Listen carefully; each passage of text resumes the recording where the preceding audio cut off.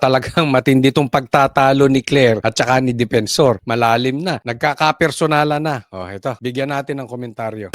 Maanghang ang sagot ng Malacanang sa mga paratang ng dating mamabatas na si Mike Defensor matapos itong sabihing may susunod pang batch na mga marinong magbubulatlat ng kanilang nalalaman kaugnay ng umano'y male-maletang kickbackan para sa kaso ni former President Rodrigo Duterte sa ICC. Mike Defensor, the known Wonder Boy. Marami sa kanyang talumpati ang naghihikayat sa ating mga kababayan na tanggalin sa pwesto ang ating Pangulo. Alam na natin ang motibo. Ito si Auntie Claire, no? Hindi mo malaman kung ito ay tagapagsalita ng Pangulo o vlogger. Sa bagay, vlogger, saan ba napulot to? Di vlogger, di ba? I mean, hindi ko po iniinsulto ang mga vloggers dahil vlogger din ako no? Pero syempre, kung bagat sa ilalagay mo sa lugar yung iyong pagsasalita. Parang di ba? Hindi ka pupunta sa isang formal, halimbawa, wedding ng naka-shorts. Or hindi ka naman magpupunta sa basketball court na naka-Amerikana, di ba? Bilang tagapagsalita ng Pangulo, itong si Auntie Claire parang dapat umasta siyang abogado kaysa attack dog Umasta siyang abogado kaysa, alam mo, nabanggit nga sa akin nitong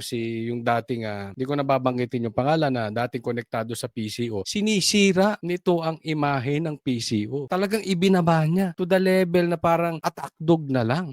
Bakit siya magagalit kay Defensor kung sinasabi ni Defensor na marami pang lalabas na ebidensya at marami pang lalabas na mga Marines? And so what? Kung talagang kahit naman sa amin sinabi ni Atty. Baligod, ito lilinawin ko sa inyo 103 po na mga pulis, army, Marines at kung ano-ano pang uniform men ang tao ni Saldico. Kaya nga sabi ko kanina kay Atty. Baligod, may matindi ito. Hindi mo talaga maitatago yung ganitong baho. Ang dami niyan maglilik at maglilik yan. Hindi mo makokontrol yan. 103, so 100 plus, nagdi-deliver ng mali-maleta. Siyempre, magtataka yung mga yan. Saan ba galing? Tatandaan po natin. May mga sinumpaan po itong ating uniform men. Di ba? So, marami dyan, ang loyalty talaga nasa taong bayan. Bakit mo sinisira yung nagsasalita ng katotohanan? Dapat, tingnan mo muna.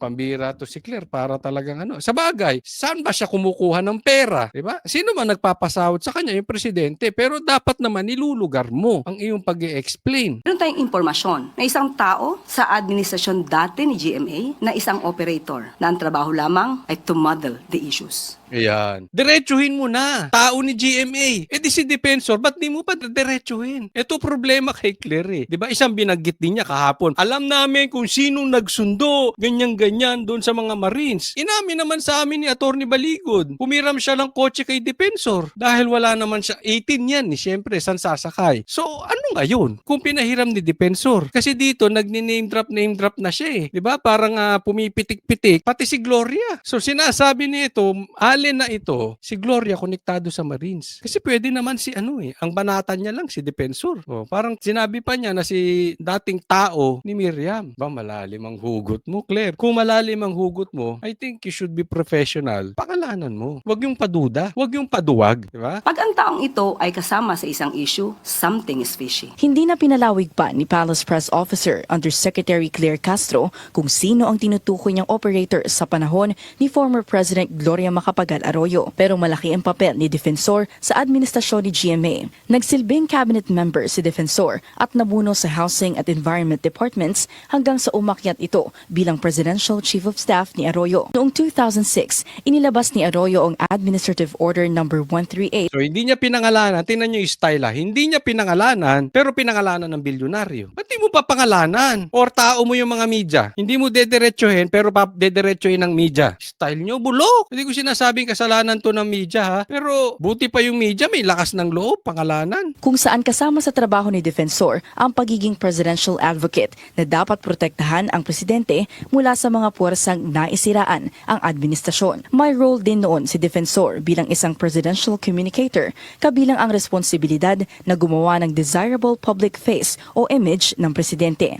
Sa tingin ng palasyo, posibleng motibo sa alegasyong suhulan ay para i-discredit ang kredibilidad at integridad ng ICC. Naglabas Teka muna. Ang motibo raw ni Defensor, tingnan yung mabuti ang motibo raw ni Defensor ay para siraan ng ICC. At ang sabi mo, Auntie Claire, parang something's fishy. Nilayo mo kay Bongbong Marcos. Nakita nyo yung style? Di ba ang sinabi nitong mga Marines, nag-deliver din sila sa Ilocos Norte. Nag-deliver din sila sa bahay ni Bongbong Marcos. Nag-deliver din dyan sa Malacanang. Tapos, ang ibinibintang mo ngayon, ang gusto mong pag-usapan, yung paninira ni Defensor para dun sa ICC. In short, hindi mo tinanggi, hindi mo dininay, or hindi ka nagbigay ng ebidensya o explanation na hindi tumatanggap ang presidente ng maleta. Yun ang gusto naming marinig. Alam mo kung ba't gusto naming marinig yun? Kasi sinabi sa amin ni Attorney Baligod, makinig po kayo dyan, inaantay namin yung sagot nila. Inaantay naming itanggi nila. Pag itinanggi nila, ilalabas namin yung prueba. Nagigets nyo? Itanggi nyo. Itanggi nyo na hindi nag-deliver dyan sa lugar sa Malacanang. Hindi nag-deliver dyan sa bahay sa Forbes Park. Hindi nag-deliver sa Ilocos Norte. Dyan sa Paway. Diba? Na magkaalaman. Bakit dinala mo sa ICC? Una, wala kaming pake dyan. Hindi sa walang pake, pero ang issue dito, tagapagsalita ka ng Pangulo Di ba? Total, dinidefend mo yung Pangulo, i-defend mo ng ayos nang hindi mo kami nililigaw. Tapos sasabihin mo something's fishy. Talagang something's fishy. Bakit magdi-deliver ng maletang pera 3 times a week sa Pangulo? Talagang fishy yun. Hindi lang fishy, amoy bagoong na, baho na talaga. Malansa na talaga ang amoy. na rin ang pahayag si National Security Advisor Eduardo Anyo na ni minsan ay hindi siya nakipag-meeting at nakatanggap ng paper bag na may pera. Siyempre, meron ba namang magnanakaw na aamin? Pambihira kayo. Hindi raw ito ito-tolerate ng NSC at titingnan nila kung ang umano'y revelasyon ng kampo ni na Defensor ay parte ng destabilization efforts laban sa gobyerno. Ito na naman tayo sa destabilization. Kasama kasi ang Pag nabubuking kayo, itong mga ito nakakaloko. Hindi ko alam kung sila loko-loko o ginagawa tayong loko-loko. Hindi ko alam kung sila tatanga-tanga o tayo ginagawang tatanga-tanga. Tatanga. Pag binubuking, magnanakaw kayo. Pag nabubuking yung pagnanakaw ninyo, ang tawag nyo sa mga nang bubuking destabilizers. Pambihira kayo. Tapos yung mga kakampi nyo na kasama nyo nagnanakaw, papalakpakan nyo. Bakit? Parang yung pangako ni Bongbong Marcos nung eleksyon. Una, walang natutupad. Pangalawa, generic masyado. Diba? Ganito rin ang pagtanggi nila. Alam mo mga generic na pagtanggi? Fake news. Fake news yan. Pero hindi naman sila mag-o-offer ng reason or ebidensya bakit fake news. O pangalawa, dinidestabilize lang ang gobyerno. Lusot na sila. Parang ano yan Pag binuking mo yung rapist, ikaw pa may kasalanan. Pag binuking mo yung addict, ikaw pa may kasalanan. Same thing dito. Binubuking mo yung magnanakaw, destabilization. Pala ni Anyo sa Umunoy Town House meeting kasama si resigned Congressman Zaldico, former House Speaker Martin Romualdez at ML Party List Representative Laila de Lima.